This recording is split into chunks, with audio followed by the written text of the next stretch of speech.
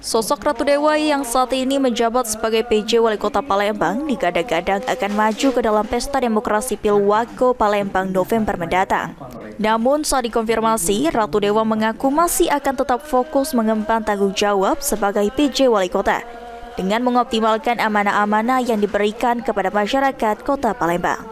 Ratu Dewa sendiri dilantik sebagai PJ Wali Kota Palembang pada 18 September 2023 menggantikan Harno Joyo sebagai Wali Kota Palembang yang telah habis jabatannya. Kalau saya ini prinsipnya mengalir saja ya, kita ya lihat aja proses-proses berikutnya, apalagi posisi saat ini saya masih sebagai penjabat wali kota, saya fokus dulu di sini, setelah itu kita lihat perkembangan dan konstelasi politik ke depan. Jika nanti maju Pak, apa persiapan sudah disiapkan Pak?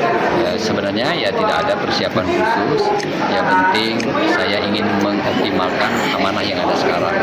Saya ingin berbuat buat warga Palembang, memberikan yang terbaik. Selanjutnya silakanlah warga yang menilai. Hafid Zainul, Pol TV.